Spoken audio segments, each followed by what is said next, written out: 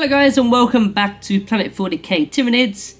Been off for a few days because the dreaded plague has come back yet again. It must be the second time in a few months that I've had this COVID nonsense and I'm getting sick of it. But let's try and get through this video. We're doing a top 7 ranged units from the Tyranids Codex. Now I've already got, well in fact we've got loads of units, haven't we, that can fire at range. And on the screen for you now, I've got the units that we're going to be talking about. So it is a little bit of a spoiler, but we're going to give you a lot of statistics. And then I'm going to break it down into a top 7. So as you can see from the screen, we've got the Exocrine, we've got the Maleceptor, Zoanthropes, the Pyrovore. I think that's the Pyrovore, it might be the Pyrovore, but that's meant to be the Pyrovore. I always get them the wrong way around. Hive Guard, the Neurotyrant, and the Tyrannofex. They're the ones that I want to talk about in this video. Now of course we've got other shooter units, we've got Barbgoints, we've got Termagants, we've got the Warriors, we've got Gargoyles, we've got the Pyrovore, if that is the Pyrovore, and the Norn Emissary and all that kind of stuff. We've got plenty of other options, but I'm going with my personal top 7. Now in fact I've got a bit of a stats chart for you. Is it a chart or is it a graph? It's not a graph, a table, that's probably what it is. And I'm going to go through this before we get into my top 7 list, because it kind of depends on what they're able to do in terms of damage output, but it's also about the points too. So we're going to kind of come back to that point about the points later on. So as you can see, if you aren't aware of what the top line is, we're going to go through that now. So GEQ, if you don't know what that is, it's Guardsman equivalent. So that's going to be a toughness 3 model with an armor save of a 5+ with 1 wound. Guardsman equivalent. The next one is Mech or MEQ, which is basically a marine equivalent. So it's toughness 4 with 3+ armor save and 2 wounds. And the final one is vehicle equivalent, which kind of just means in 9th edition it kind of meant toughness 7. I'm going to stick with that for 10th, even though the toughnesses have gone up for vehicles and monsters, but I'm going to stick to toughness 7 with a 3+ armor. The wounds doesn't really matter here, it's all about damage, but that's what that column is about. Now we can see I've got the points listed on the side of the name of the actual unit. And we're going to go through the first column, which is GEQ, Guardsman Equivalent. The worst performing unit out of the 7 that I've got for you is the Exocrine. It's not really meant for that kind of job. It's only going to be killing 3 Guardsmen, whereas the best performing GEQ unit, GEQ remover, is the Zoanthropes. When you're taking the Warp Blast option, not the focus one, so it's got the blast ability, you could be removing 13 models. Now if you go on to the marine equivalents, the worst performing one there is the Pyrovores. They're only removing 2, probably because they're damage 1. And the best performing is yet again the Zoanthropes. They can be removing up to 10, kind of because of blast again, and the damage being D3. Then the final column is more about the damage in this one. Pyrovores yet again are the worst out of the 7, only 1.3 wounds, whereas the best, well it's a joint 2 here, the Hive Guard with the shot cannons and the Zoanthropes again with their, well, this time it's the focus version, which is D6 + 1 damage. Now of course none of this actually matters because it's all about the points efficiency, because right now we're comparing, for example, 90 points worth of 3 Pyrovores to a 245 point Tyrannofex, which doesn't quite compare, does it? So what we need to do is kind of create a system where we can actually compare them. So I'm going to be I've done that part off camera. I've already kind of done a little bit of a comparison, bit of mathematics for you, well not for you, for me, and I've made a top 7. So we're going to now, it's a little bit of a long intro that, but I'm going to get into my top 7. So the first one, or the 7th one in my personal list, is the Pyrovores. They are my number 7. Now you could maybe even argue other units that we're not talking about today, maybe the Tyranid Warriors with the ranged weapons, maybe the Gargoyles, maybe the Barbgoints. I personally prefer the Pyrovores, and this is why. So they've got the 12-inch ranged weapon. It is D6 + 1 attacks per model, and it automatically hits, which is nice. It's strength 6, -1 AP, 1 damage, and twin link, so you're re-rolling all your wound rolls, which is also really nice, and it also works of course in Overwatch. You can automatically be hitting. So it's going to be really good for light infantry, as the stats showed earlier on in this video, which was, where was it? Pyrovores are getting rid of basically just about 4 Gaunts or 4 Guardsmen, but that's only for 90 points there. Whereas if I compare that to, say, a Maleceptor, that's also removing around 4, that's 170 points for that Maleceptor. So points for points, it's actually not too bad there.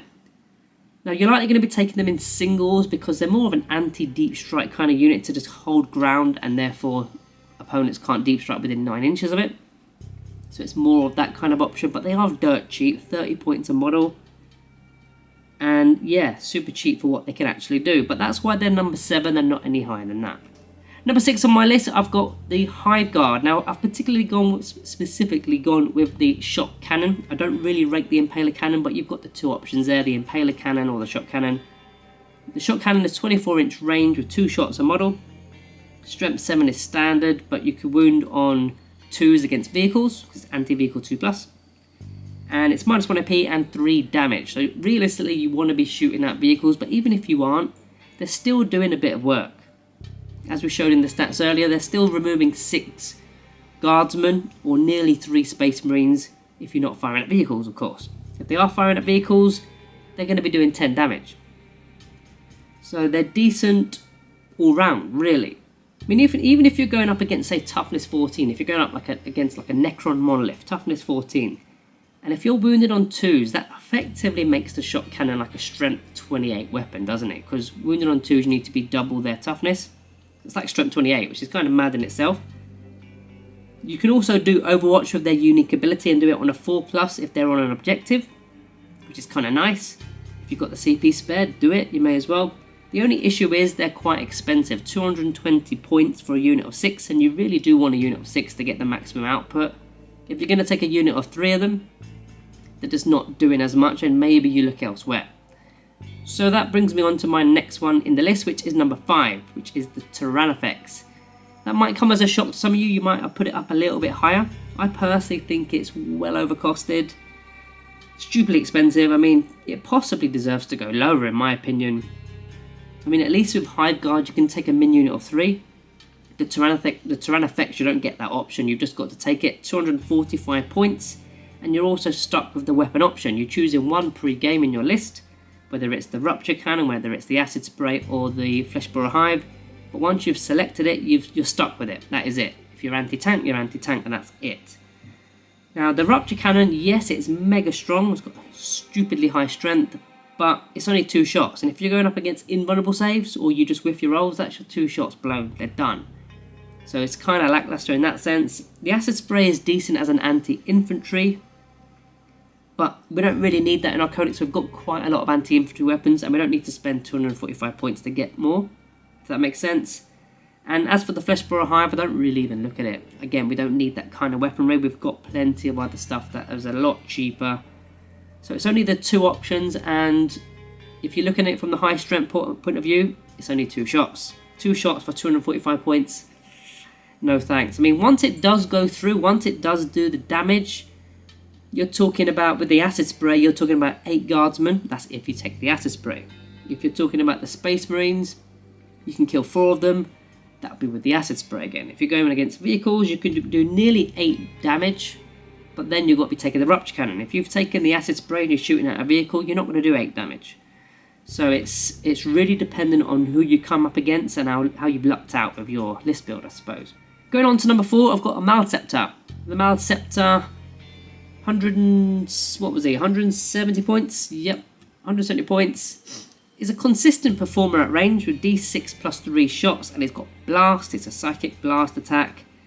It's 18-inch range, hits on 3s, strength 10, minus 2 AP, and the damage is a flat 3, which is very nice.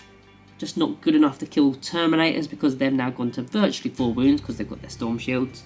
But 170 points does hurt it slightly, but point for point I'd say it's a steady Eddie, and whatever the target is, it's doing its rounds. It can kill 4 guardsmen, it can kill 2.5 to 3 Space Marines, and nearly 6 damage on a vehicle from the one weapon alone. It doesn't do incredibly, but it's enough to get to 4th in my opinion. Into 3rd place we've got the Neurotyrant. Now this one caught me off guard, I'm not going to lie. A few of you guys in the VIP section of our Tyranid Discord had to actually set me straight on this one, because I've never really rated it until I started doing this video, and I've started to think, you know what, I've been really wrong about the Neurotyrant. His damage is consistent. It's I mean, the numbers don't really jump out at you. I mean, I'm going to go back to the stats again. The Neurotyrant is killing 4 guardsmen, 2 to 3 space marines, or 2 to 3 damage on a vehicle. It's not like jumping out at you going, wow, what an amazing damage output. It's not, is it? But there's something that you've got to remember here. It's 105 points. It's 105 points. It's not 220 points like the Hive Guard, 6 Hive Guard models. It's not 245 like the Tyrannofex. It's 105. So if you took, say, 2 of these, that would be 210. It's still not as much as 6 Hive Guard or a Tyrannofex. So if you were to double those figures, it's kind of jumping out. It's jumping out all of a sudden. And that's where the maths I've done off camera kind of comes in. Points for point, it's actually doing bits for 105 points. Now the Psychic Scream attack is what it's about. 2d6 shots, which is an average of 7. Of course you could whiff that roll. You could do really well on that roll. Get 12. Auto hitting, which is nice. Strength 5, -1 AP. And the damage is 2. It's not 1. Like normal weapons of this kind of caliber, these kind of auto hitting flamer kind of weapons, they're normally 1 damage, but this one is a 2 damage weapon. It ignores cover too, which is even better against like Space Marines. They're not going to get their 3+ armor save because you removed that. Because there's no cover, and you've got the -1 to AP as well, so it's going to be a 4+ armor save at best. So hold that, Space Marines. But yeah, I accept I was wrong on these, but not today, not in this video. They're going to get my 3rd place spot for this video. In at number 2, we've got the Exocrine. Exocrine, I love these guys. These are so good. They just do work. They do work. D6 +3 shots with Blast. They've got Heavy, so if they stay stationary, it's a +1 to the hit roll. Strength 8, -3 AP, and a flat 3 damage. It's just wrecking stuff. They assist other units with their rerolls of 1s as well if they target a unit, which is nice. Unfortunately, they're not as good against light infantry, but it's not an area of the codex that we actually struggle against. We've got a lot of light infantry damage weapons, whether it's in melee, at range. We've got enough. We don't need more. We're kind of struggling in the high strength department, especially anti-tank. And this is one of those units that actually assists us with that actual thing. In fact, let me go back a moment. What was its weakness? Light infantry, right? Now, I said this was, well, I didn't actually say this. This is 135 points. Remember that, 135 points, which is actually another key pro there. That's cheap. You could go out and grab a Neurotyrant, which we've just spoke about in number 3. That's 105 points. So you get your 135 points, you get your 105 points, that's 240 points, and you've eliminated his weakness, because the Neurotyrant actually is quite good against light infantry and medium infantry as well, because it's damage 2, auto hitting. So that's 240 points for both of those monsters. Yep, that's cheaper than a Tyrannofex. Let that sink in. That's my number 2. As for number 1, we kind of knew where this was going. It's the Zoanthropes. Of course, these guys are yet again the Codex MVPs. They are magnificent. I mean, they're disgusting, actually. Yes, they are now pricier with the Meta Watch update. 220 points for the 6. But guess what? They've got something that other units in our Codex don't have. A flexible weapon option. Whereas Tyrannofex, you're stuck with the weapon. If you're choosing the Rupture Cannon, you're stuck with it. Whereas with the Zoanthropes, if you've got the one profile, it's the Warp Blast, but you can choose to do it as the standard Warp Blast or the Focus Warp Blast. And there's 2 different profiles. So if you want to go with an anti-infantry weapon, you can go with the standard profile, which is D3 shots with Blast, and that's per model. Every model gets Blast. Strength 7, so you're very likely wounded on 3s, or if not 2s. -2 AP and D3 damage, so that hurts all types of infantry. Or the big focus option, which is Strength 12, -3 AP and D6 +1 damage, and you could have a unit of 6 of them. That damage output is massive. They've also got the 4+ invulnerable save. I know we're not talking about the defense side of them, but that just adds to it. They've got the invuln save that they're going to provide to units nearby. They've got Synapse. You can get 3 units, you can get 6 units. If I were you, I would just go out and buy 3 units of 6 and stick them in a list. Thank me later, you'll see. But yeah, guys, that is my top 7 ranged Tyranid units from the Codex. Of course, there are other units that may be better for you. This is just my personal opinion, personal list. But if you've got a different list or you disagree with mine, put it down in the comments down below. We'll have a discussion. But yeah, guys, thank you all for watching. I'll see you in the next one.